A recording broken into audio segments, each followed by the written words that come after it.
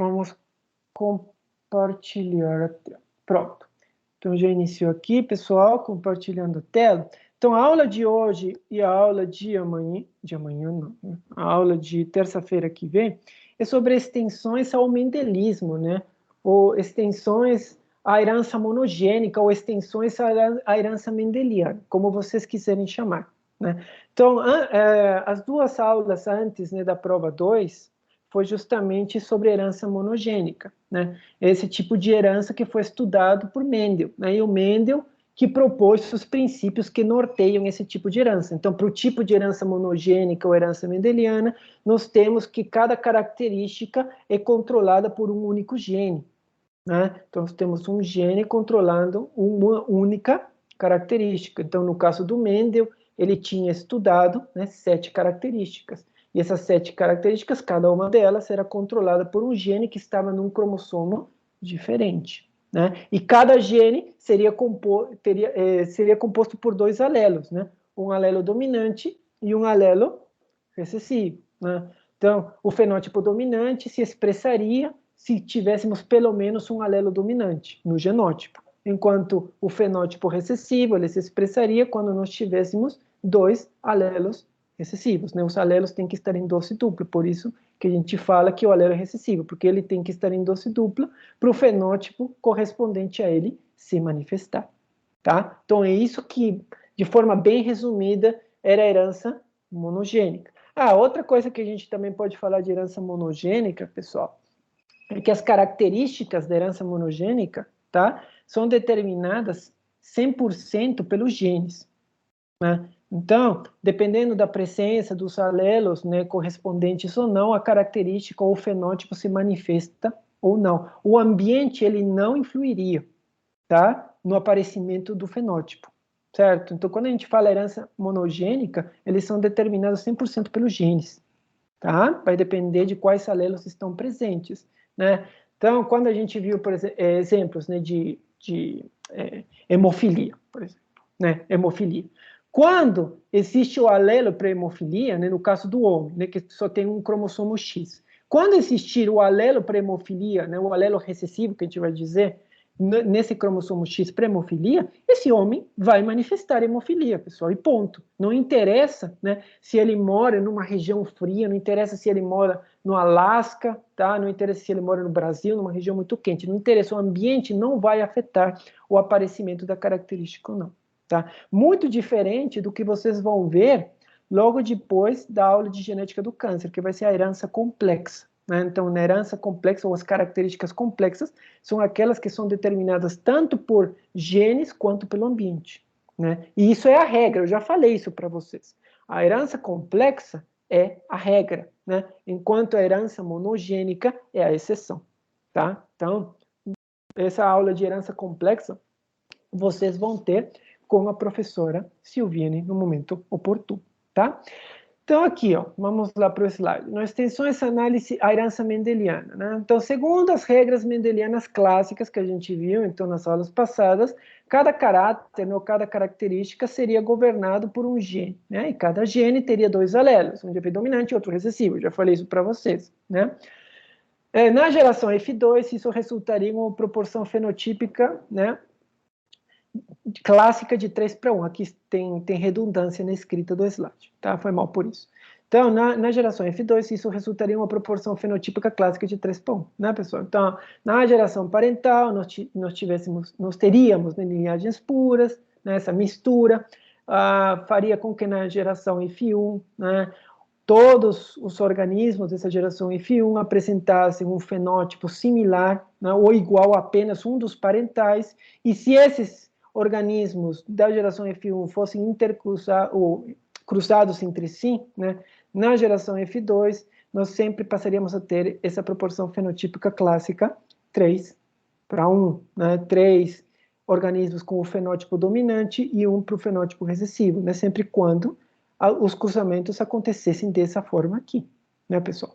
Agora, digamos que eu faço um cruzamento, né, do indivíduo que está no F1 com um dos parentais, né? Se eu cruzar, por exemplo, um indivíduo do F1 com um dos parentais, na geração F2, eu não vou ter essa proporção de 3:1, né, pessoal? tá? Então, essa proporção, obviamente, só aparece quando os cruzamentos são feitos desse jeito, né? Agora, se eu cruzar um indivíduo do F1 com um indivíduo parental, digamos esse aqui que é o verde, que seria o fenótipo recessivo, qual que seria a proporção fenotípica, né? Então, nesse caso, ó, só para ficar claro essa parte aqui, pessoal, tá? Então, no caso, os indivíduos de F1, né, a gente já viu que eles são heterozigotos, né? Tá? Então, se a gente chutar aqui o genótipo seria azinho, enquanto o indivíduo com o fenótipo de cor verde, né, que é o recessivo, ele é homozigoto, né? Homozigoto recessivo, ele é de linhagem pura.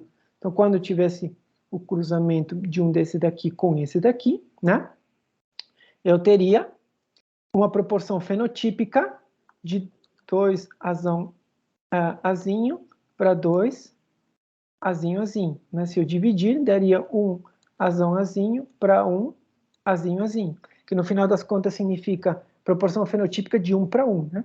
Um amarelo para um verde. Tá? Um amarelo para um verde. Tá bom? Então, não simplesmente decorem. Quando a gente fala de herança mendeliana, então a gente sempre tem que encontrar essa proporção fenotípica clássica de 3 para 1. Não. Você vai encontrar essa proporção fenotípica clássica sempre quando você faz os cruzamentos, assim como Mendel o fez. Tá bom? Que basicamente a gente poderia resumir que a proporção fenotípica clássica de 3 para 1 do Mendel é obtido quando eu tenho o cruzamento de 2 heterozigotos. Poderia resumir tudo o que eu disse para vocês dessa forma. Cruzamento de 2 heterozigotos. Herança monogênica, proporção fenotípica clássica de 3 para 1. Tá? Também já vimos, né, em aulas passadas, retomando novamente o que vimos nas aulas passadas, né, dos cruzamentos de híbridos, né, onde o Mendel estudou 2 características por vez. Então, nesses estudos, ele encontrou na geração F2, né, essas proporções 9:3:3:1. Né, e isso era explicado pela segregação independente dos alelos dos genes. Tá? Só que olha só que interessante, né? Quando os trabalhos do Mendel, pessoal, foram redescobertos nos anos 1900, né, que a gente viu que o Mendel, ele publicou seus resultados lá nos anos 1860 e alguma coisa, que eu agora esqueci, né? Só que esses resultados ficaram esquecidos até finalmente, né, eles passaram a ter um valor maior a partir do começo dos anos 1900. Mas pouco tempo, então, depois que esses trabalhos do Mendel foram redescobertos, né, já apareceram outros estudos que demonstraram que essas proporções mendelianas clássicas, né, bem como a forma de interação dominante recessiva, poderiam não ser totalmente universais. Isso foi bem interessante, né? Então, logo depois, né, vários pesquisadores começaram a investigar características de várias, principalmente de plantas, diversas características de várias espécies de plantas. E eles viram que nem sempre dava para obter essas proporções que o Mendel falava, né? E que também não parecia sempre ter essa questão de dominância e recessividade, né? Ou seja, um alelo dominante e um recessivo. Parecia que em alguns casos a herança era diferente, tá? Era diferente. Então, nós precisávamos ter outros tipos de explicações, né? Para conseguir entender melhor o que estava sendo observado, ok? Então, ó, dessa forma, o termo extensão à genética mendeliana, ou extensões à análise mendeliana, ou extensões ao mendelismo, se refere aos padrões de herança que complementam, isso que é importante, que complementam aqueles que foram descobertos por Gregor Mendel. Então, pessoal, isso aqui é muito importante. Tudo que a gente vai ver agora, né, hoje e na aula que vem, são coisas complementares às análises do Mendel. Nada do que a gente vai ver aqui vai negar o que o Mendel disse, pessoal, ou o que o Mendel propôs, certo? Não vai negar nada, simplesmente vai complementar, tá? Dentro dos tipos de extensões análise mendeliana que nós vamos ver, estão esses aqui, tá? Ou seja, o efeito do sexo sobre a expressão do gene, a codominância, alelos múltiplos, herança mitocondrial, penetrância incompleta, expressividade variável, pleiotropia, heterogeneidade genética, interação gênica não alélica, antecipação, dissomia uniparental, idade de manifestação variável e fenocópio. São muitos tipos de extensões análise mendeliana que nós temos para discutir e falar, tá? Essas extensões à análise mendeliana, pessoal, que eu vou falar aqui, são aquelas que estão presentes no livro do Borges e Osório, porque a gente tem mais tipos do que essa daqui. Temos mais tipos, tá? Só para você saber. Mas eu vou me focar naquelas que estão presentes também no livro do Borges e Osório, né? No nosso livro Texto Base, que nós usamos nessa disciplina. Tá? Então, a gente vai tentar tratar apenas aquelas que estão naquele livro, tá bom? Então, primeiro, vamos falar sobre os efeitos do sexo sobre a expressão do gene. Tá? E vamos diferenciar isso da herança ligada ao X, que a gente estudou em aulas passadas. Tá? Então, nós vamos falar dos fenótipos limitados ao sexo, ou da herança limitada ao sexo, e também vamos falar dos fenótipos influenciados pelo sexo, ou a herança influenciada pelo sexo. Só lembrando, né? Na herança ligada ao sexo, ou ligada ao X, né, que a gente estudou, o gene associado com a característica, ele estava presente no cromossomo X. Né? Vocês lembraram disso, certo? Na herança limitada ao sexo, pessoal, tá? Na herança limitada ao sexo, ó, a transmissão é autossômica, mas a expressão se dá em um único sexo. Então, mas vejam aqui. Então, o gene que está associado para a característica, ele está no cromossomo autossômico. Ele não está no cromossomo sexual, ele não está no cromossomo X, como acontece na herança ligada ao X, tá? Então, na herança limitada ao sexo, a transmissão é autossômica, ou seja, o gene que está associado à característica está no cromossomo autossômico, mas a expressão se dá em um único sexo, né? Então, esse gene, ou os alelos desse gene, só vão se expressar em um dos sexos apenas. Né? Então, o fato do indivíduo ser XY ou ser XX é que vai dizer se aquele gene que está no cromossomo autossômico vai se manifestar ou não, vai se expressar ou não. Então, por isso que é uma herança limitada ao sexo, tá? Então, a característica aparece em um sexo e não no outro. E o gene que lhe dá origem está no cromossomo autossômico, tá? E agora, em relação à herança influenciada pelo sexo. Na herança influenciada pelo sexo, assim como na herança limitada ao sexo, a transmissão também é autossômica. Ou seja, o gene também está no cromossomo autossômico. Porém, a expressão do alelo, né, do alelo daquele gene, ele vai ser dominante em um sexo e recessiva no outro. Olha só que interessante, diferente. Vocês já perceberam a diferença aqui, né, pessoal? Né? Então, em ambos os... Uma semelhança, então. Uma semelhança seria que, em ambos os casos, o gene da característica está no cromossomo autossômico. Beleza. Essa é a semelhança entre esses dois tipos de herança. E qual que é a diferença? É que num, o gene só se expressa em um sexo. E no outro, o gene se expressa nos dois sexos, mas de forma diferente. Certo? O gene vai se expressar, sim, nos dois sexos, mas de forma diferente. Tá bom? Então, ó, aqui temos um exemplo de herança limitada ao sexo, né? Que esse é a puberdade, essa é uma característica, né, limitada ao sexo, a puberdade precoce, que está limitada a homens. Então, essa condição, tá? Então, essa condição é causada por um gene presente no braço curto do cromossomo 2. Esse gene, tá, é o LHR, certo? Então, quando esse gene, né, o indivíduo ele pode ter um alelo mutado, né, desse gene, tá? E isso então pode levar a uma puberdade precoce nos homens. Ó, geralmente vai se iniciar entre os 4 a 9 anos, né? E o indivíduo ele vai ter um aumento no nível de esteroides, né, que no final das contas vai levar a um aumento, tá, precoce da quantidade de testosterona. Né? Testosterona essa que é produzido pelas células de Leydig, né, no testículo, certo? Tá? Então eu não vou entrar em detalhes de embriologia, né, pessoal? Tá? Porque isso vocês vão ver na sua disciplina de embriologia em momento adequado, obviamente. Mas o que eu quero mostrar aqui, então, é que os alelos desse gene, né, só vão se manifestar no sexo masculino. Apenas no sexo masculino. Tá bom? O sexo feminino não se manifesta. Então, esse alelo mutado só vai se manifestar no sexo masculino e não no feminino.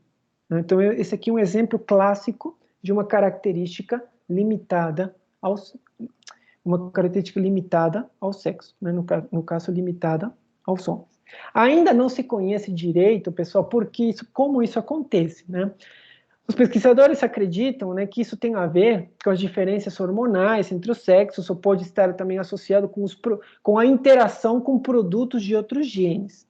Tá? Ainda não se sabe direito explicar, né? Não se tem uma explicação, tá, correta, né, por que acontece desse jeito, por que aquele gene só se manifesta em um sexo e não no outro. Tá? Em alguns casos, a explicação até pode ser até simples, se a gente for pensar. Podemos até pensar que em alguns sexos, né, o gene, ele vai estar, os alelos desse gene podem estar inativados por metilação, por exemplo. Né? Então, por que esse alelo só se manifesta no homem e não na mulher? Porque pode ser que na mulher, por algum motivo, esse alelo fique metilado nas suas regiões promotoras, né? Ou aquelas ilhas CPG que estão próximas às regiões promotoras.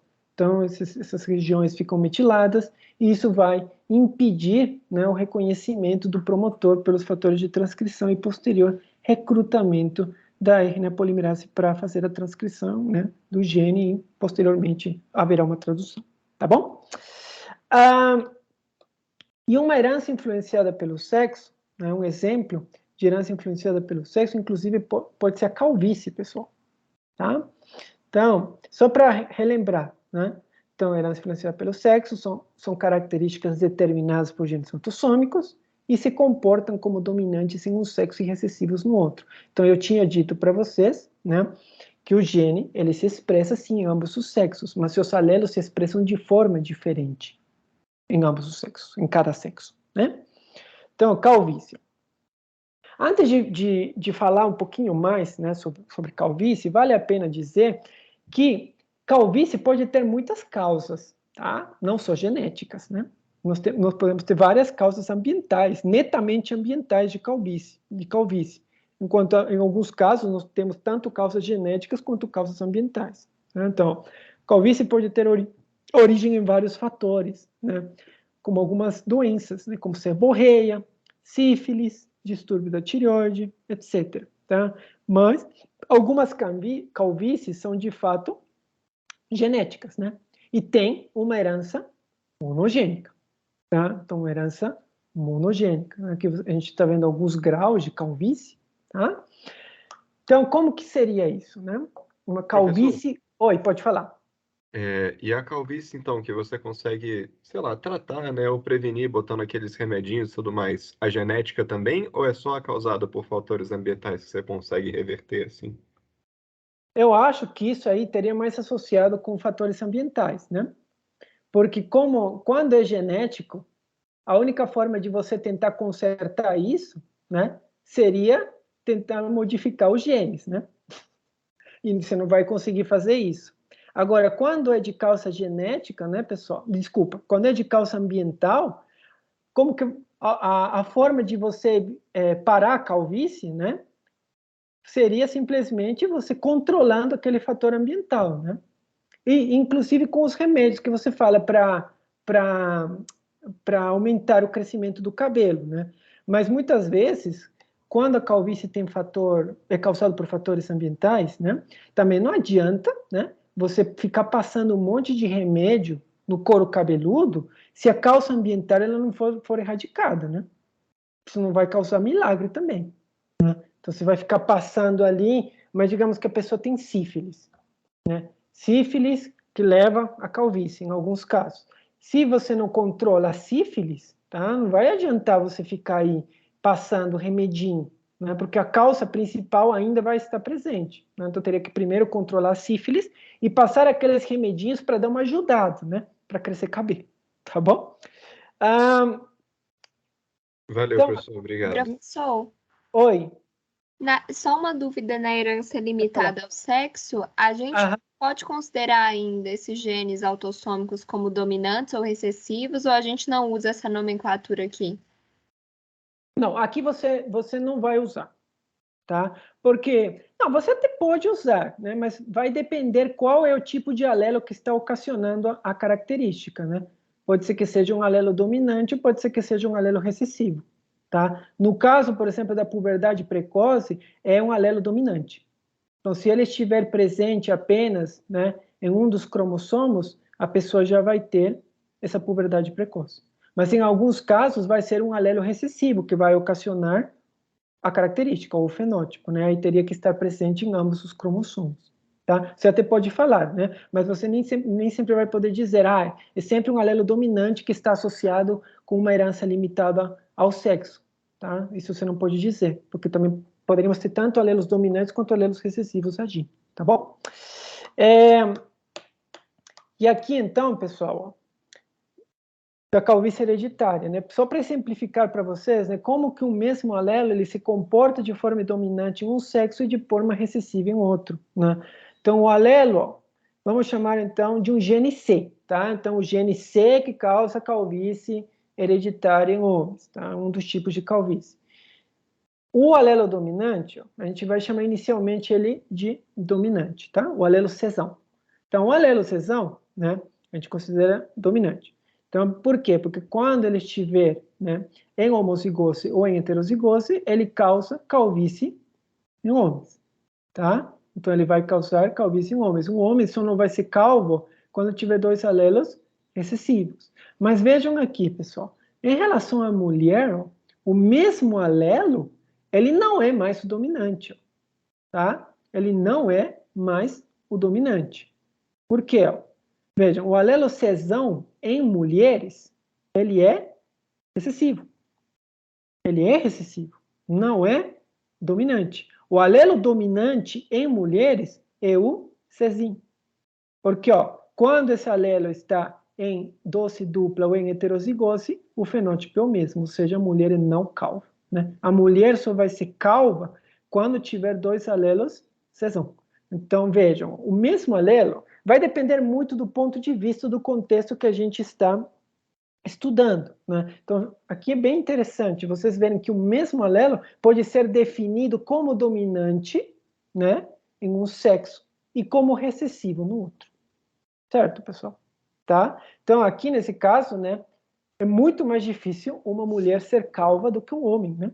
Porque para a mulher ser calva, só pode ter esse genótipo, né? Só esse genótipo levaria à presença de uma mulher calva. Enquanto homens calvos poderiam ter esses dois tipos de genótipos muito mais fácil. Né? E também, né, a herança influenciada pelo sexo também está diretamente associada com diferenças hormonais. Né? Então, essas quantidades de hormônios diferentes, inclusive de hormônios, né, típicos de cada sexo, que poderia estar influenciando, então, a expressão desses genes de forma diferente. Tá bom?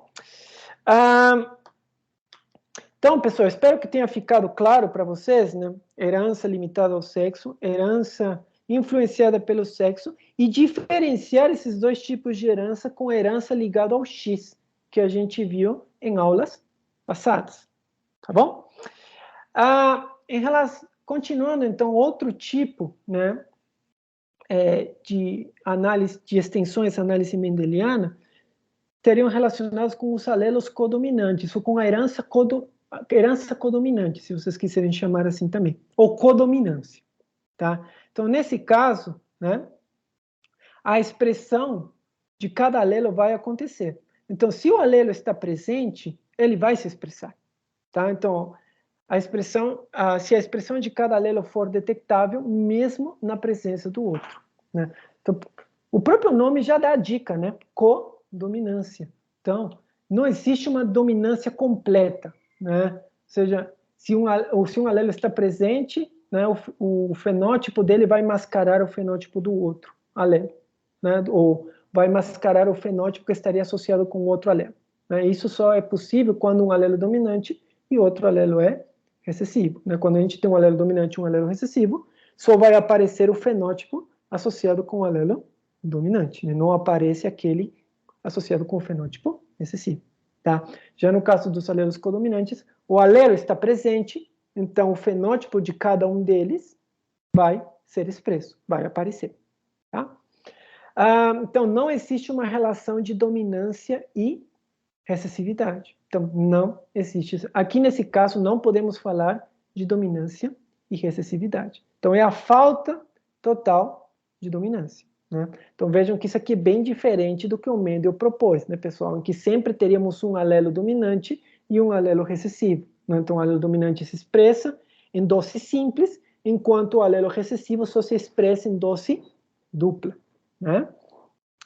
Então, cadê? Exemplos de codominância para humanos é sempre associado, né? Não é sempre associado porque nós professores acabamos falando, mas não está limitado apenas a isso. Quando a gente fala em codominância, nós sempre damos como exemplo os sistemas sanguíneos, né? Talvez porque fica mais fácil de serem visualizados por vocês, tá? Então, nós temos, né? Vocês devem saber disso, porque devem ter estudado no ensino médio, vários sistemas sanguíneos, vários. Tá, pessoal? Vários mesmo. Não é só, né, o sistema ABO, né, o famoso sistema ABO, tá? Outro dos sistemas principais é o sistema MN, né? Temos o sistema RH também, né? Talvez os dois mais famosos sejam o sistema ABO e o sistema RH, né? Que geralmente são aqueles que são investigados, né, quando a gente vai fazer exames de sangue, né? Então, quando alguém perguntar qual é teu tipo sanguíneo, né? Está querendo se referir mais, né, ao sistema ABO e ao sistema RH, né? Você fala O negativo, AB positivo, A positivo e assim sucessivamente, né? Mas saibam que existem muitos outros sistemas sanguíneos também, né? Mas e para que servem esses outros tipos sanguíneos, né? Será que esses outros tipos sanguíneos, eles são importantes também, né, de serem investigados? A resposta é sim. Em que sentido, né? Vocês já ouviram falar, pessoal? Não sei se vocês já ouviram falar, na realidade, das pessoas politransfundidas, né? Que são aquelas pessoas que, devido a alguns tipos de doenças, elas recebem muita transfusão de sangue, né? Muita. Então, são pessoas politransfundidas, recebem muita transfusão de sangue em grandes quantidades.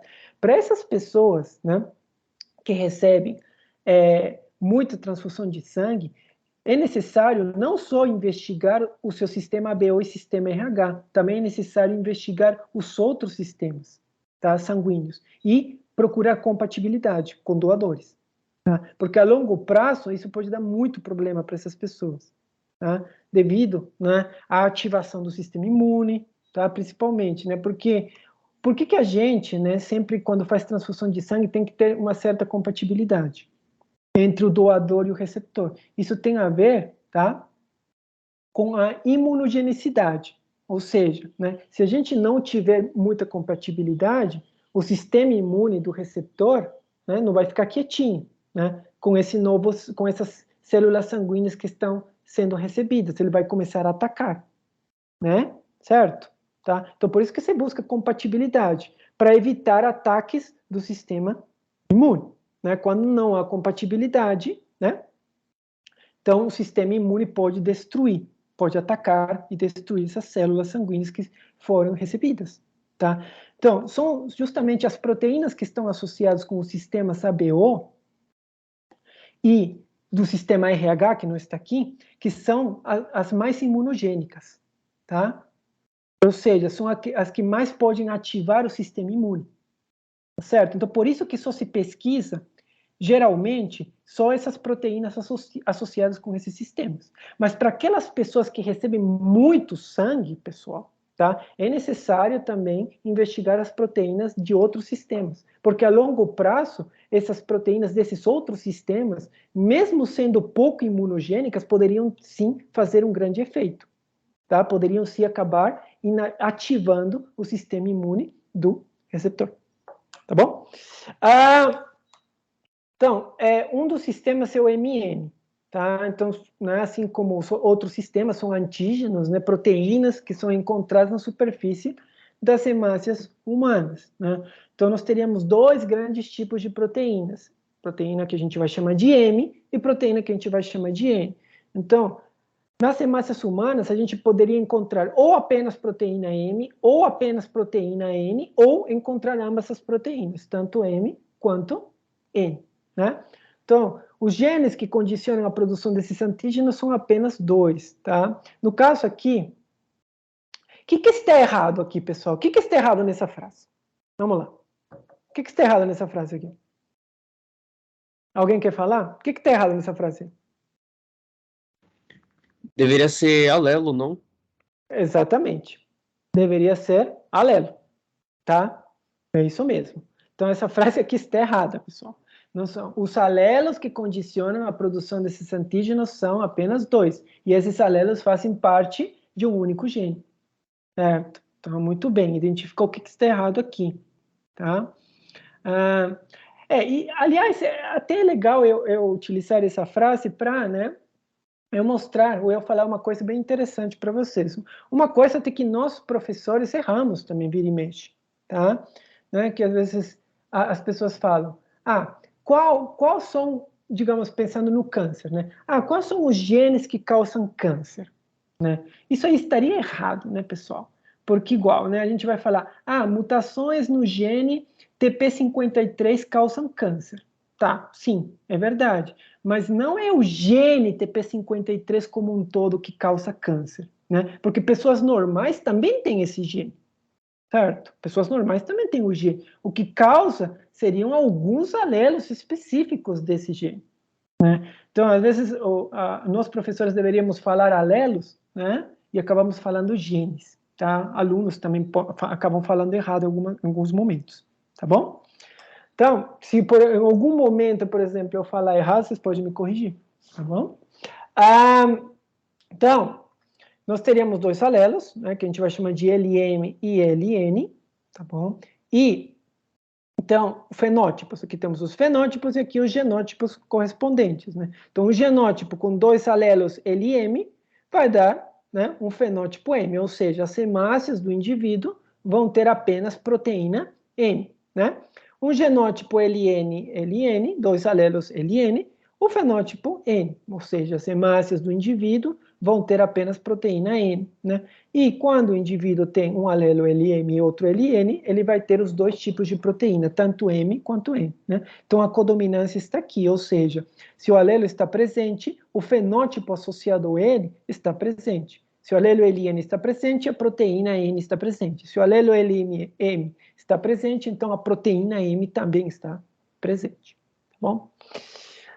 Em relação ao grupo sanguíneo, né, ABO, que é o principal grupo sanguíneo, né, que é o mais estudado, o que é o mais pedido, né, ele também, além de ser um exemplo de codominância, ele também é um exemplo de alelos múltiplos, não é, pessoal? Tá? E por que é um exemplo de alelos múltiplos? Então vejam, né, que conhece-se, né, de forma geral, 3 alelos, tá, para o gene responsável pelo grupo sanguíneo ABO, tá? Então, conhece-se 3 alelos. Como não são só 2 alelos, né, como são 3, então por isso que a gente chama de alelos múltiplos, tá bom? Então, diferente do Mendel, né? Lembre-se, o Mendel sempre falava que existia um alelo dominante e um recessivo para cada gene, né? Então, seriam 2 alelos por gene, um dominante e um recessivo. Mas isso aí, pessoal, a verdade é que isso aí é a exceção da exceção, tá? Para cada gene que nós temos, né, dificilmente nós vamos ter só 2 alelos na população, tá? Dificilmente. Então, aqui a gente está falando de 3 alelos na população, né? Mas isso aqui a gente fala de forma geral. Saibam que existem mais tipos de alelos para o sistema sanguíneo ABO. Existem mais, tá, pessoal? Não só são 3, tá? Existem mais. Existem variações desse, tá? Então, existem mais. Só que uma coisa importante aqui, tá? Estamos falando, então, que existe 3 alelos para o gene responsável, né, pelo grupo sanguíneo ABO. Estou me referindo que existem 3 alelos na população. É óbvio que cada um de nós só tem 2 alelos, né? Em teoria, tem 2 alelos. Um alelo no cromossomo paterno e outro alelo no cromossomo materno. Correto? Mas na população existem 3. Pelo menos 3 alelos. Então, nós podemos ter indivíduos, né, que têm vários tipos de genótipos, né? Então, pode ser esse genótipo aqui, esse. Então, se a gente for ver na população, vamos encontrar indivíduos com variados tipos de genótipos, portanto, com variados tipos de fenótipos também, né? E o legal é que esses alelos têm relações diferentes entre si. Esses dois alelos aqui com esse alelo aqui, que seria o I, né, tem uma relação de dominância, né, assim como Mendel propôs, certo, nos seus estudos. Então, a relação dos alelos IA e B com o alelo Izinho é de dominância. A relação do alelo IA com o alelo IB é de codominância, né? Então, a relação entre esses dois alelos aqui é de codominância. Então, o indivíduo que tem esse genótipo, ele teria tanto a proteína A quanto a proteína B na membrana da sua hemácia, tá? Só para vocês terem uma ideia, pessoal, tá? Existem uns genes no nosso genoma, né, que são do complexo MHC, que a gente chama. Que em humanos tem um nome específico de HLA, tá? Então seria o complexo HLA. Alguém já ouviu falar desses genes, desse complexo HLA? Já ouviram falar de HLA, pessoal? Já ouviram falar ou não? Alguém de compatibilidade de órgãos, professor? Ou... Exatamente, é isso mesmo. Exatamente. O HLA se relaciona com o antígeno leucocitário humano, né? Então, é uma série de genes, tá, pessoal? Não é um gene apenas associado com esse sistema de histocompatibilidade, tá? Então, é de histocompatibilidade. Então, é um grupo de genes, agora eu não vou lembrar quantos genes são, tá? Mas são vários. Mas só para vocês terem uma ideia, para cada um desses genes, pessoal, a gente tem mais do que 500 alelos na população. Mais do que 500. Pelo menos mais do que 500 alelos. É muito alelo, tá? E isso também explicaria, né, por que é tão difícil, né, às vezes, encontrar um doador de órgão, né? Então, digamos que eu preciso de um fígado, né? Eu tenho que esperar que apareça um doador de fígado. E como que eu vou saber que esse doador é compatível comigo? Vendo quais alelos ele tem para os genes do sistema HLA. É assim que eu vou saber se ele é compatível ou não. Tá? Então, se não me engano, são 3 genes principais que são investigados desse sistema HLA. Né? Que é necessário, então, que os alelos desses 3 genes sejam iguais tanto no doador quanto no receptor. Então, se esses alelos forem iguais, isso aumenta as chances, né, do órgão não ser rejeitado. Certo? Tá? Então, mas imaginem vocês, é muito difícil de acontecer isso. A gente tem umas quantidades muito grandes de alelos na população. Para 2 pessoas terem exatamente os mesmos alelos, para aqueles mesmos genes, é muito difícil. Tá? E se é difícil na própria família, então imagina tentar conseguir um doador, né, na população no geral. É mais difícil ainda. Tá? É claro que eu não vou entrar aqui, tá, pessoal, nos detalhes, tá, de como, né, o que significaria especificamente a compatibilidade, né, como isso está associado com o sistema imune, né, etc, etc. Isso provavelmente vocês devem ver em aulas com outros professores, tá? Vocês devem ter aula de imunologia, né, mais para frente. Então, com certeza, vocês devem tratar sobre esse assunto, né? Então, aqui também, só para vocês, já continuando... Oi, pode falar. Uma dúvida no assunto anterior de codominância. Os alelos que dominam a cor da pele também seriam um exemplo disso? Não. A cor da pele está mais associada com herança complexa, herança quantitativa, né? Ali nós temos... A cor da pele é um exemplo de herança complexa ou herança quantitativa, que no caso nós temos vários alelos, né? E cada alelo... e cada grupo de alelos estaria associados com tons de pele diferentes, tá? Então, digamos que eu teria alelos que contribuiriam para a cor da pele e alelos que não contribuiriam para a cor da pele. Contribuir em que sentido? No sentido de produção de pigmento. Então, digamos, um indivíduo que tem muitos alelos que levam à produção de pigmento teria uma pele bem escura, né? E indivíduos que têm poucos alelos que produzem pigmento, né, teria uma pele mais clara. Quanto menos alelos associados com produção de pigmento essa pessoa tiver, mais claro seria a pele dele. Mas claro que o que eu estou falando com vocês agora é uma forma bem simplória, né, de falar sobre herança de cor de pele. A herança de cor de pele é um pouco mais complexa do que isso. Eu acho até que a professora Silviane, ela vai falar para você sobre esse assunto quando ela for comentar sobre herança complexa, tá? Porque ela é meio especialista nesse tema. Então, ela até teria... ela seria uma pessoa muito melhor do que eu para explicar esse assunto, tá? Então, pergunta para ela. Quando vocês tiverem aula de herança complexa, pergunta para ela como que é a herança da cor de pele, tá bom?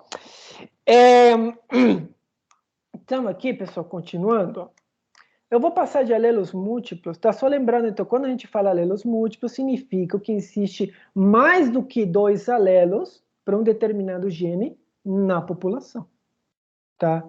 Não significa que nós temos, né, 20 alelos de um determinado gene. Não, nós, em teoria, só podemos ter 2 alelos por gene, né? Um alelo que vai estar no cromossomo paterno e outro alelo que vai estar no cromossomo homólogo materno. É claro que, né, pessoal, se às vezes acontecer algum processo de duplicação, pode acontecer uma duplicação, né?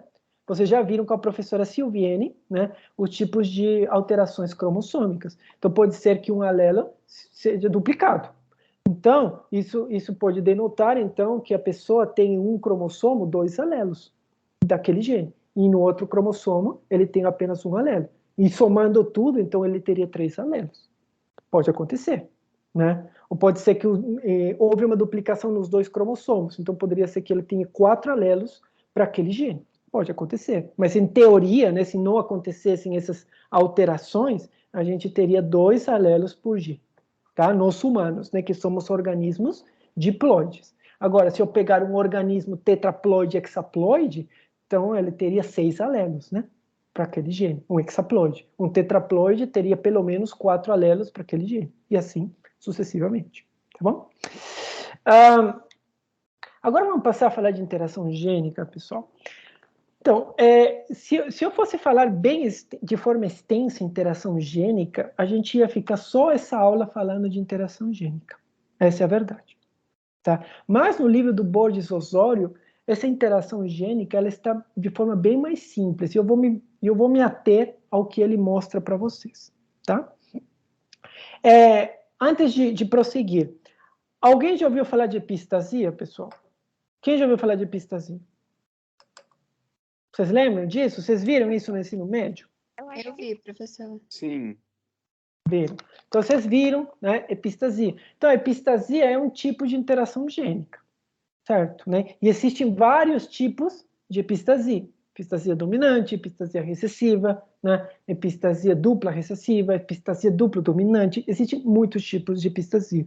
Né? Eu poderia tratar até com vocês de cada um deles. Mas o nosso livro não faz isso. Tá? Eu acho também que não teríamos tempo de tratar em tantos detalhes esse assunto. Tá? Mas, se a gente for falar de uma interação gênica não epistática, obviamente nós não temos um gene epistático. O que seria um gene epistático? É um gene cuja expressão, né, mascara a expressão de outro gene.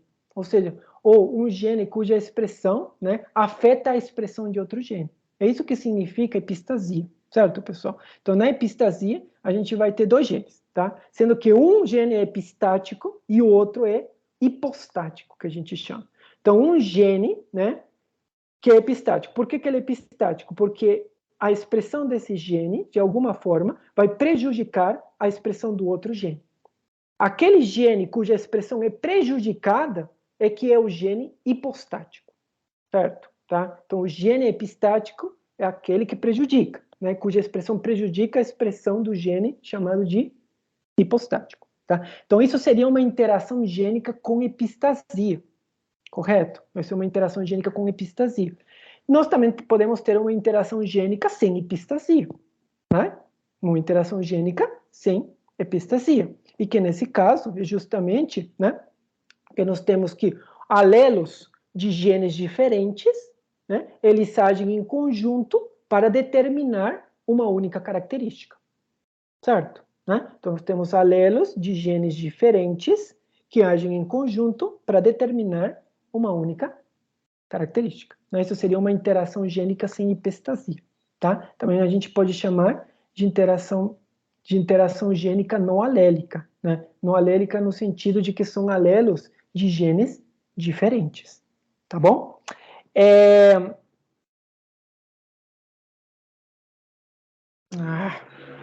Peraí, pessoal. Por que eu saí? Vou compartilhar de novo. Uai. Peraí, pessoal. Pronto. Então, acho que agora foi. Oh, caramba. Vai. Tá compartilhando minha tela ou não tá? Acho que não. Não. Tá não, professor.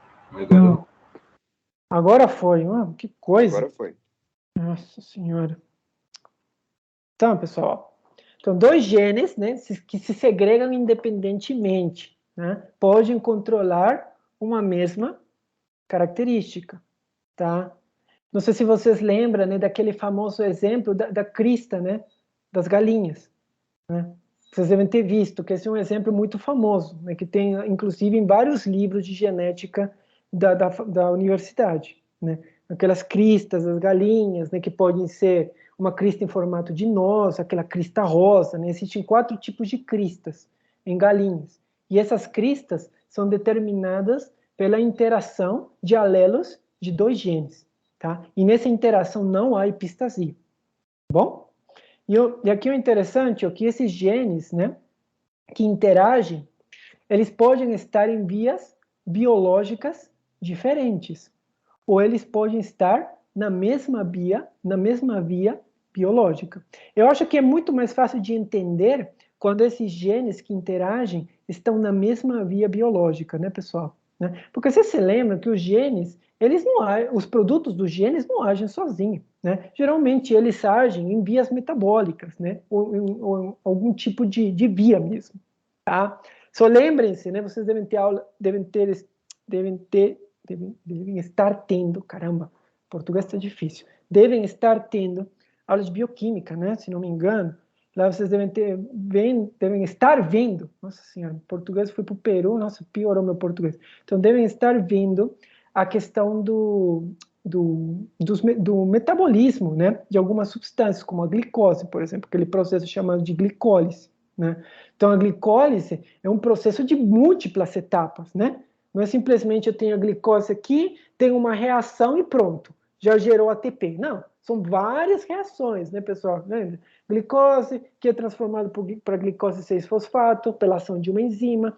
Depois, outra enzima vem e transforma essa glicose 6-fosfato em frutose, né, 6-fosfato.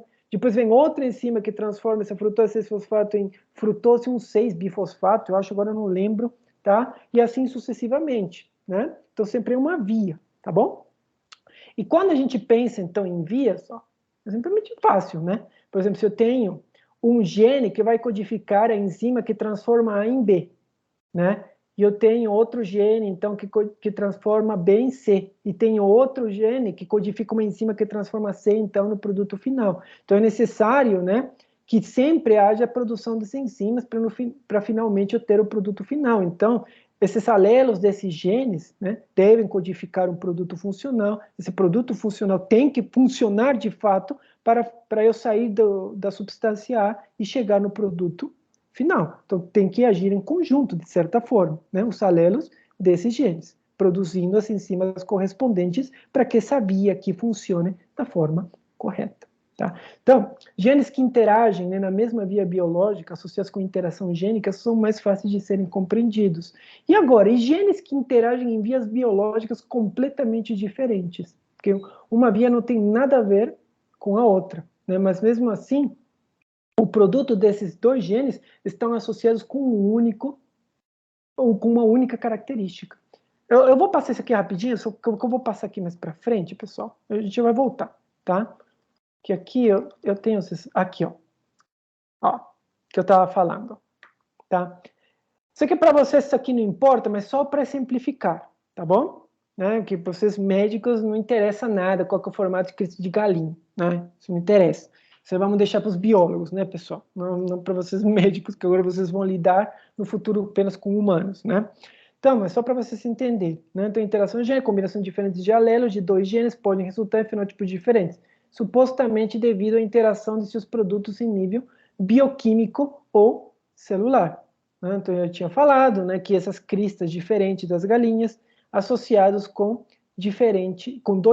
alelos, né, de 2 genes diferentes que interagem entre si. Né? Se há a presença de pelo menos um alelo dominante em cada um desses genes, a crista é de um tipo. Quando há apenas um alelo dominante em um gene e 2 alelos recessivos no outro, a crista é de outro tipo, e assim sucessivamente, tá bom? E uma coisa bem interessante, que também queria que vocês, né, queria que a gente fizesse um paralelo, tá? É que aqui, quando eu faço o cruzamento de 2 duplos heterozigotos, pessoal, eu estou fazendo um cruzamento de 2 duplos heterozigotos, tá? Duplos heterozigotos, na F1. Na F2, eu também obtenho a famosa proporção 9:3:3:1. Lembrem-se do cruzamentos de híbridos do Mendel, pessoal. Cruzamentos de híbridos do Mendel, onde na geração F1, né, eu tenho duplos heterozigotos também, né? E quando esses são cruzados, na geração F2, eles geram essa proporção 9:3:3:1. Só que esse 9:3:3:1 aqui, pessoal, não é igual ao 9:3:3:1 que o Mendel obtinha. Não é igual. Por quê? Porque no caso do Mendel, tá? Cada gene estava associado com um fenótipo diferente, com uma característica diferente, né? Então, no caso do Mendel, tá? Nós tínhamos 4 fenótipos para 2 características, né? No caso do Mendel, o 9:3:3:1, eram 4 fenótipos para 2 características. Né? Vocês vão se lembrar, nós teríamos 9 sementes amarelas e lisas, né? 3 sementes amarelas e rugosas, né? 3 sementes verdes e lisas, e assim sucessivamente, né? A gente falava em 2 características, né? Poderia ser cor de semente, mais textura da semente, 2 características, e 4 fenótipos associados a essas 2 características. Já nesse caso da interação gênica, aqui, os 2 genes estão associados com uma única característica. Então, nessa proporção 9:3:3:1, são 4 fenótipos diferentes para a mesma característica. A mesma. Então, aqui nesse exemplo, né, a característica é o tipo de crista do galo, da galinha. Certo? Então, 4 fenótipos diferentes para a mesma característica. Então, não confundir esse 9:3:3:1 da interação gênica com o 9:3:3:1 dos cruzamentos de híbridos do Mendel. Certo, pessoal? Tá? Eu espero que isso tenha ficado claro. Tá? Pelo amor de Deus. E aqui também, só para exemplificar para vocês, eu vou tentar trazer exemplos em humanos para vocês na aula que vem. Tá? Exemplos em humanos. Mas só para aqui, ó, é um exemplo bem fácil de ser entendido, tá? Mesmo que tenha a ver com plantas, acho que vocês vão conseguir compreender facilmente, ó. Eu disse que é muito fácil a gente entender quando os genes que interagem estão na mesma via metabólica, né? Estão na mesma via biológica. E como que os genes interagem em vias biológicas diferentes, né? Então, esse aqui é um exemplo, é essa questão da cor do pimentão. Que também essa cor é determinado por 2 genes. Então, é uma interação de 2 genes. Pessoal, alguém está com o microfone ligado? Essa pessoa que está com o microfone ligado quer fazer alguma pergunta? Ou ligou sem querer? Ligou sem querer? Tá. Então, pessoal, uma característica que cor do pimentão. Essa é a característica, né? Essa característica, então, ela é determinada pela interação de 2 genes. E olha só que interessante. Um desses genes, pessoal, está associado com a via, tá, de formação de pigmento vermelho. E o outro gene está associado com a via de decomposição de clorofila. Vejam que uma via não tem nada a ver com a outra. São vias biológicas completamente diferentes. Então, como que essas vias biológicas completamente diferentes conseguem estar associadas com a característica cor do pimentão? Né? Essa aqui fica fácil até de entender, né? Que produz pigmento. Esse é outro aqui que tem a ver com a decomposição da clorofila. Então, como que age? Então, vamos lá. Quando eu tenho o cruzamento de 2 linhagens puras, né? Essas seriam as linhagens puras, no sentido de que tem alelos iguais para cada gene. Né? Então, alelos iguais para o gene R e alelos iguais para o gene C. Né? Mesma coisa aqui, tá? Então, aqui seriam sempre só alelos dominantes e aqui só recessivos. Então, quando a planta só tem alelos dominantes em ambos os genes, a cor do pimentão é vermelho. Quando ele tem apenas alelos recessivos, a cor dele é verde. Quando eles se cruzam, eu formo os duplos heterozigotos. E esses duplos heterozigotos são vermelhos. Tá? E qual que seria a explicação? Vejam, se eu tenho um alelo R, pessoal, tá? Um alelo dominante R, há produção de pigmento vermelho. E se eu tenho um alelo C dominante, um alelo Czão, temos decomposição da clorofila. Lembrem-se que a clorofila tem cor verde, certo? Então, a clorofila tem cor verde. Então, como aqui temos a decomposição da clorofila, essa cor verde não vai se misturar com a cor vermelha produzido pelo gene R, pelo alelo R, no caso, meu alelo Rzão, tá? Então, por isso que o pimentão fica vermelho, tá? E agora, se eu cruzar os indivíduos da geração F1, eu vou cruzar os indivíduos da geração F1. Então, cruzamento de dois duplos heterozigotos. O que eu esperaria na F2? A famosa proporção 9, 3, 3, 1. Né? Famosa proporção 9, 3, 3, 1. Certo? Mas como estamos falando de interação gênica, esse 9, 3, 3, 1 está associado com 4 fenótipos de uma mesma característica, que é cor do pimentão. Tá bom? Então, cor do pimentão. Então, nós teríamos 9 vermelhos para 3 marrons, para 3 amarelos e para 1 verde. Tá? E qual que seria a explicação para essas cores? Ó? Então, esse aqui é vermelho pelo mesmo motivo que a gente já explicou aqui. Se nós temos pelo menos um alelo dominante R, a produção de pigmento vermelho. Se temos pelo menos um alelo dominante C, a decomposição da clorofila. Então, não tem esse pigmento verde, né? Ou essa cor verde da clorofila. Tá? Não tem a clorofila, no caso, né? que a clorofila que é verde. Tá? Então, para se misturar com a cor vermelha, então fica vermelho. Agora, esse pimentão aqui é verde por quê, pessoal? Não tem nenhum alelo dominante para o R. Então, ele não produz pigmento vermelho. E segundo, como ele não tem nenhum alelo dominante para o C, então, não há decomposição da clorofila. A clorofila permanece. Então, por que ele é verde? Ele é verde por causa da clorofila. Tá bom? Então, ele é verde por causa da clorofila acumulada. Então, por isso que é verde. Agora, o amarelo. Né? No amarelo, pessoal, nós não temos produção, né, de pigmento vermelho, porque tem alelos recessivos apenas para o R, tá? E nós temos decomposição da clorofila. Então, se essa clorofila, né, se decompõe, vai acabar ficando cor amarela. Então, por isso que fica amarelo. Certo? Tá? E aqui nesse caso, pessoal, né, vocês podem estar se perguntando, mas professor, aqui tem produção do pigmento vermelho, né? E também a clorofila se decompõe. Sim, mas quando eu misturo esse amarelo com o vermelho, vai ficar vermelho mesmo. Certo? Aqui eu não tenho o que misturar. Né? Então a clorofila simplesmente se decompôs, fica amarelo. E aqui o marrom, né? Vai ser por quê? Porque nós temos pigmento vermelho, pessoal, tá? E nós temos também persistência de clorofila, ou seja, a clorofila não é decomposta. Então temos uma mistura de vermelho com verde. Por isso que fica marrom. Tá? Então, isso aqui é só para simplificar para vocês, pessoal, como que vias diferentes, que parecem que não tem nada a ver uma com a outra, estão associadas com uma mesma característica. Certo? Tá? Aqui, como curiosidade, né, pessoal, eu até gostaria de perguntar, alguém de vocês já viu um pimentão marrom no mercado? Alguém já comprou um pimentão marrom? Já viram um pimentão marrom no mercado? Não. Quem já viu? Eu me lembro. Alguém viu, pessoal? O colega falou que não. Porque ninguém viu, né? Um pimentão marrom. Eu nunca vi. Né? Eu só vejo mais o vermelho, o verde e o amarelo. Mas marrom, não. Né? A verdade é que eu não sei qual que é a explicação por que não tem pimentão marrom no mercado. Talvez as pessoas vão achar que ele está podre, né? Pela cor. Não sei. Talvez seja por isso que não é vendido pimentão de cor marrom. Só estou conjeturando aqui. Né? Não saberia dizer por que não existe pimentão marrom nos mercados. Tá? Pelo menos não que eu tenha visto. Bom? Professor. Oi, pode falar.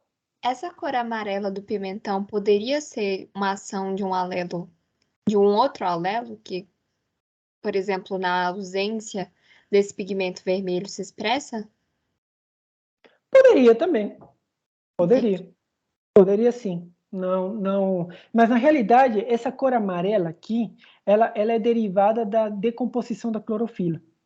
Nesse exemplo específico, ela é derivada da decomposição da clorofila, né? Então, e aí acaba ficando essa cor amarela aqui, tá bom? Mas, ó, então a epistasia, eu já falei para vocês, né? É um tipo de interação gênica, certo, pessoal? Então, a epistasia é um tipo de interação gênica, né?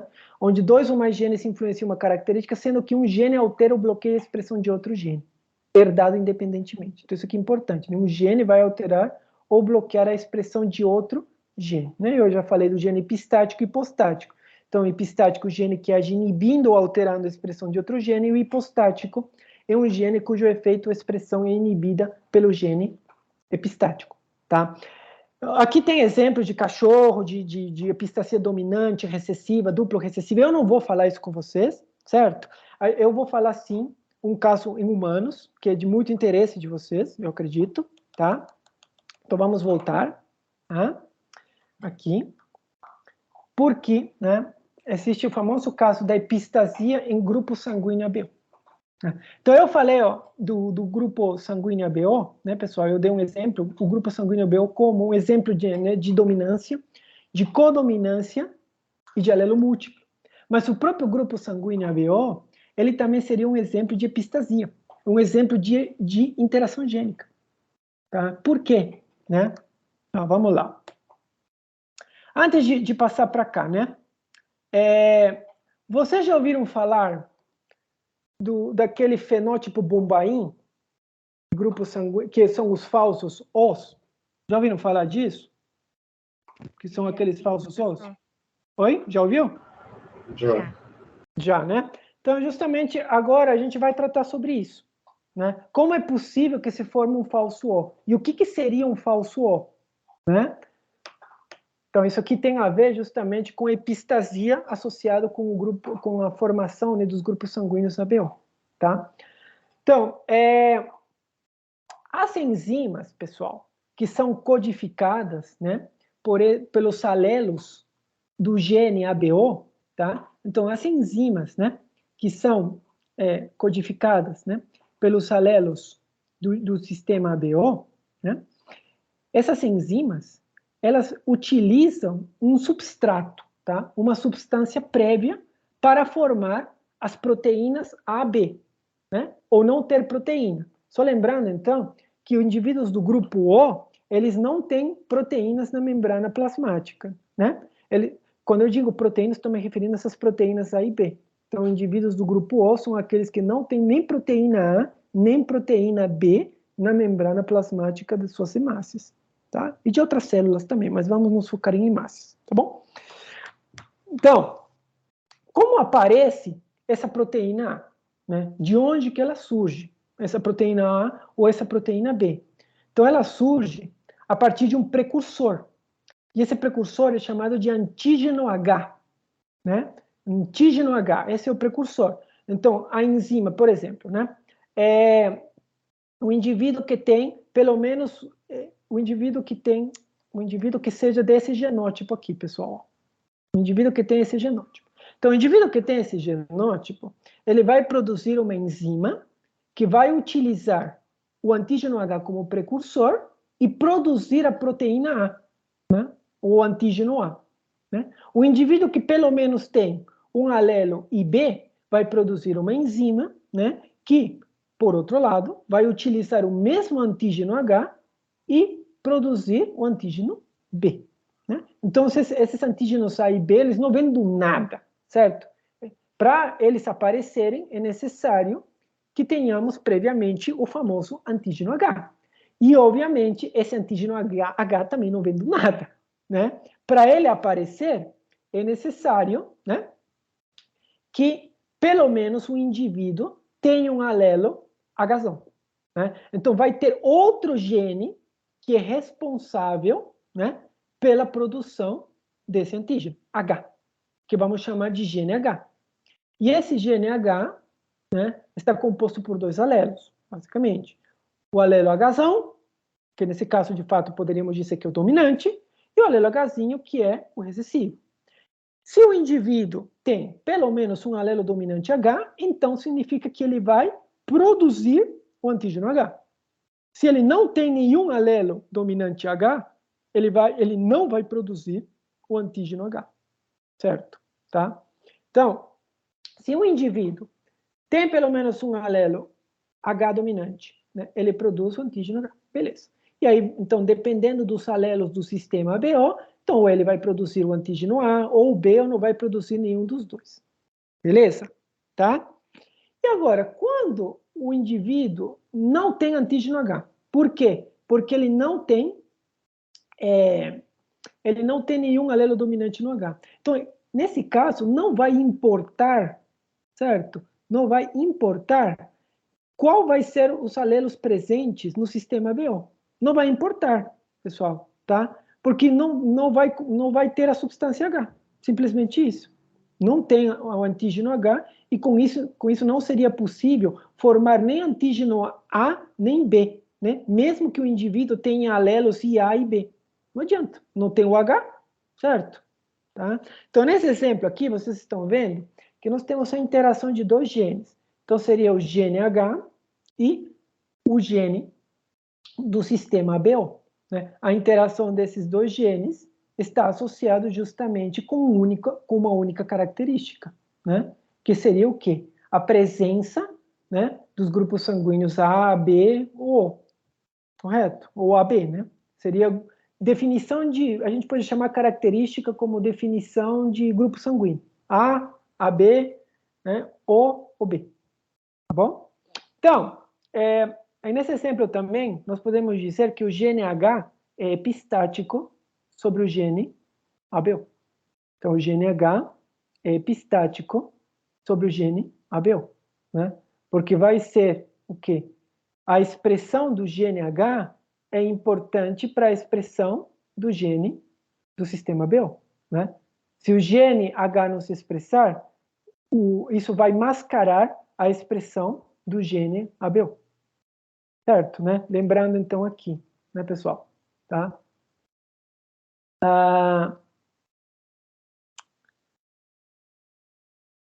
Então, gene epistático, gene H. Gene que age inibindo ou alterando a expressão do outro gene. Gene hipostático seria o gene do sistema BO. Gene cujo efeito ou expressão vai ser inibida pelo gene epistático. Tá certo? Tá? Então, aqui. Professor. Oi, pode falar. Essa epistasia, nesse caso, ela faz alguma interferência na produção do anticorpo? Com certeza. Com certeza. Por quê? Vamos lá. O indivíduo que é do tipo A, que anticorpo que ele produz? Anti-B. Anti-B. O indivíduo que é B vai produzir anti-A. Anti-A. O indivíduo que é O vai produzir anti-A e anti-B. E um indivíduo que é um falso O, o que ele produz? O que você acha que ele produz? Acho que anti-A e anti-B. Anti-H. Anti-H. Faz sentido. Ele vai produzir, faz sentido, não faz? Faz sentido. Então, ele produz anti-H, certo?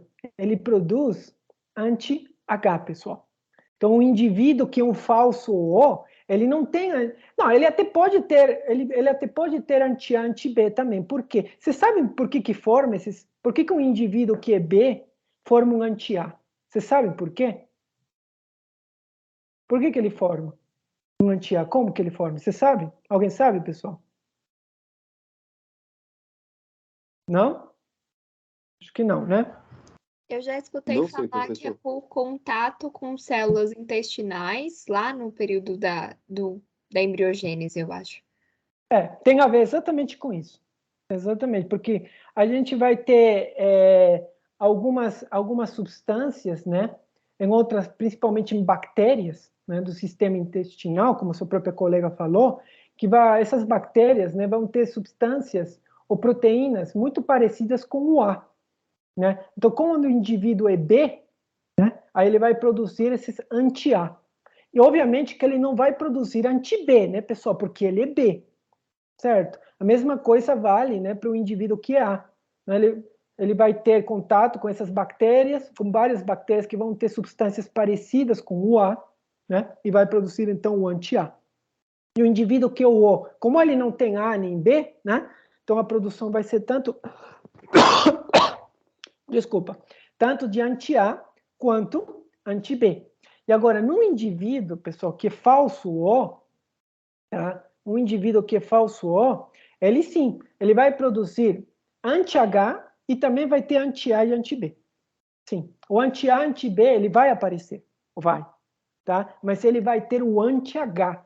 E esse anti-H, ele não está presente no O normal, certo? Tá? Então, no O normal. Por quê? O que você esperaria, então, que o indivíduo o O verdadeiro tenha? O que o indivíduo O verdadeiro tem na sua membrana, na hemácia, né, da sua membrana, na membrana da sua hemácia, caramba, é o H, pessoal, certo? Então, no indivíduo O verdadeiro, a gente tem H na membrana da hemácia. É isso que a gente tem. Agora, no indivíduo O falso, né, tá? O O falso, a gente não tem nem H na membrana. Tá? E o problema é justamente esse anticorpo anti-H, certo? Então, quando, né, alguém recebe um sangue desse indivíduo que tem anti-H, isso é muito prejudicial. Esse anticorpo anti-H, ele pode fazer um estrago muito grande, tá, no indivíduo que recebeu sangue. Tá certo? Tá? Aqui só para... Pessoal, a gente vai acabar a aula agora, tá? São 17h57, a gente começou a aula tarde, né, por motivo de força maior, mas a gente vai acabar a aula em 3 slides, certo? Então, só aguentem 3 slides e a gente acaba, pessoal. Então, o genótipo Hzinho, tá? Vai levar uma ausência de produção de H, né? Então, qualquer genótipo relativo ao gene ABO produzirá um fenótipo do tipo O, né? Na ausência de H. Só que esse O é falso, né, pessoal? Então, esse é o falso O, né? Porque esse indivíduo, além de ter anti-A, anti-B, ele também vai ter anti-H. Certo? Tá? Então, ó, se uma pessoa, ela é H, se uma pessoa tem pelo menos um alelo Hzão, né? Então, os possíveis genótipos dele, né? Se ele tiver esses genótipos aqui, ó, aqui já está juntando, pessoal, ó, os genótipos para o gene do sistema ABO e o genótipo do H, né? Do gene H. Então, se for essa combinação ou essa combinação, o indivíduo vai ser do tipo A, né? Proteínas A na membrana. Se for essa outra combinação, do tipo B, proteínas B. Se for assim, proteínas A e B. Se for assim, nem proteína A, nem proteína B, né? Apenas proteína H, o antígeno H. Né? Agora, se o indivíduo tiver esse Hzinho, né, em relação ao gene H, tá? Então aí vai independer, tá? Independer de qual seja o genótipo dele. Não interessa. Ele sempre vai ser do tipo O, né? Do tipo O, mas lembrando então falso O. E esse falso O, ele recebeu o título, né, de fenótipo Bombaim, pessoal, porque, né, como vocês podem suspeitar, ele foi descoberto na Índia. Tá? Então ele é muito raro, tá? Ele é muito raro mesmo. Né? E talvez ele tenha uma certa prevalência em algumas regiões lá da Índia, mas mesmo assim ele é muito raro, tá bom? Então por isso que recebeu esse nome de fenótipo Bombaim. E aqui, pessoal, essa aqui é a última coisa que eu vou falar por hoje, que é a herança mitocondrial. Tá? Então, oi, pode falar.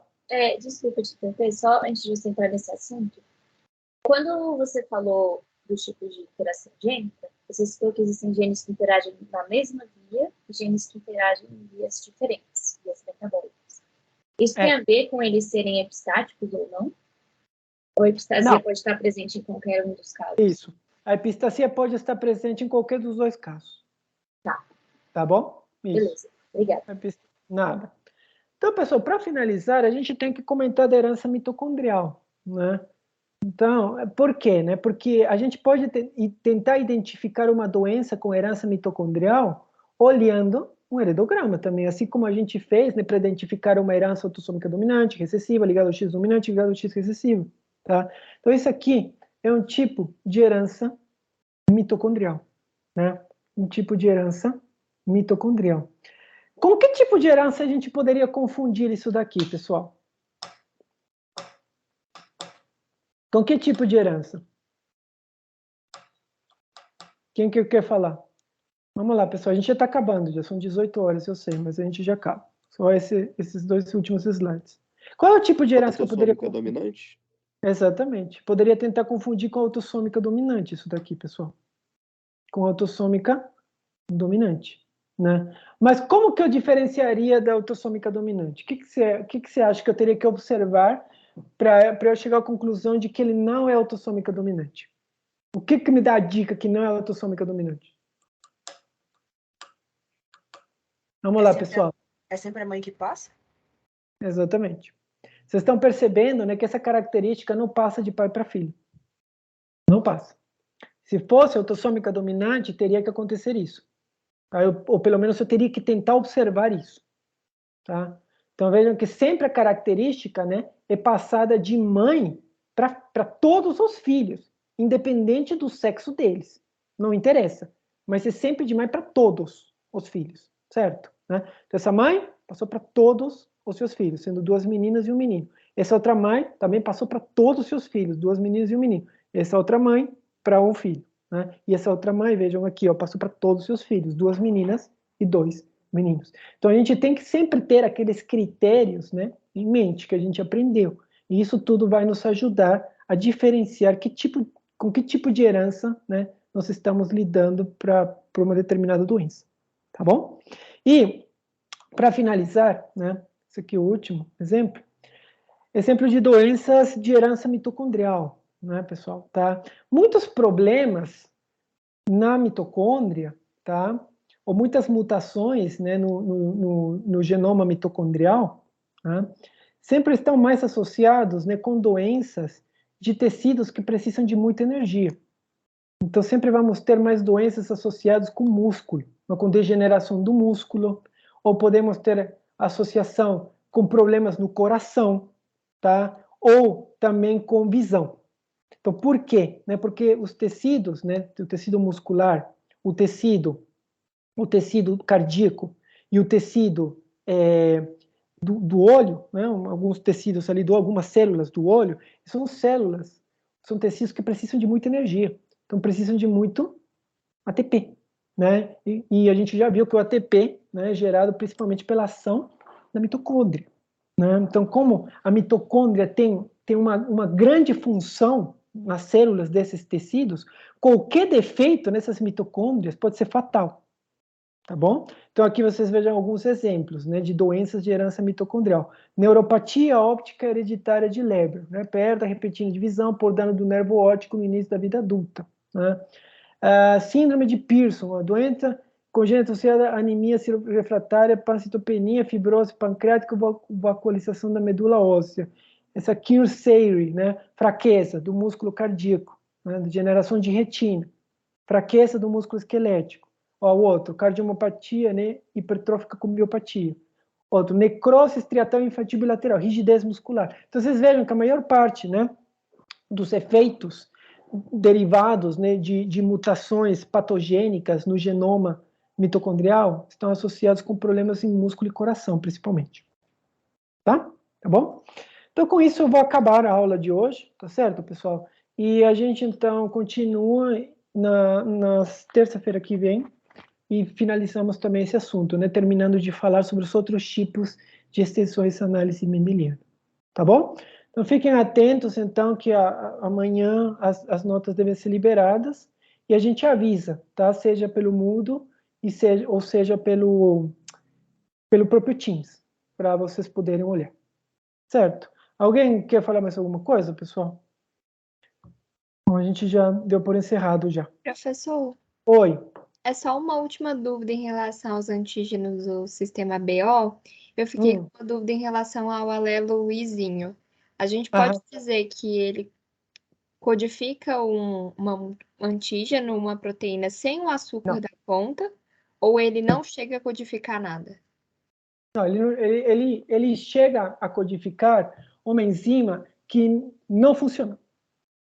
Tá? Então, ó, o alelo IA, né? O alelo IA, ele vai codificar uma enzima, então, que vai fazer essa transformação, né? Do antígeno H para o antígeno A, né? O alelo IB vai fazer a transformação do antígeno H para o antígeno B. Enquanto o Izinho, ele codifica uma enzima que não consegue fazer transformação nenhuma. Tá? Então, ele não vai conseguir modificar o H, o antígeno H, ele fica aí. Tá certo? Tá? Então, aliás, quem que me fez essa pergunta? A Maria, professor. Oi, Maria. Eu vou ver, Maria, porque agora eu não estou lembrado qual é o tipo de mutação, né, que originou o antígeno Izinho.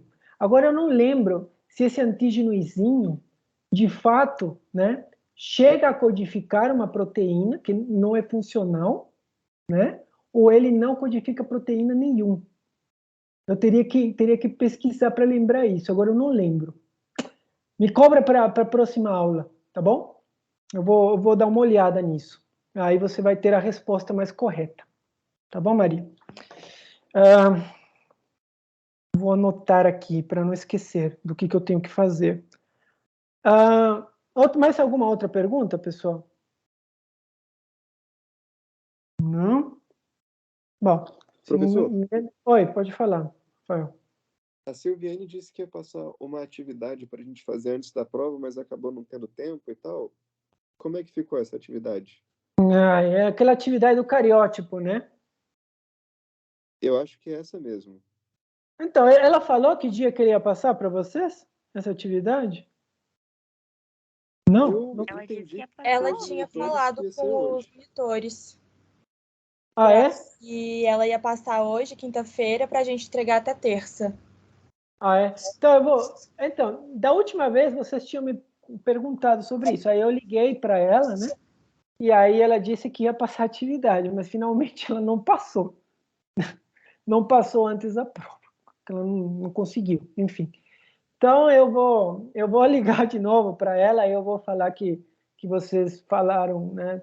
Tocaram de novo nesse assunto, tá? E para ela passar então a atividade. Ela disse que ia ser hoje, não é?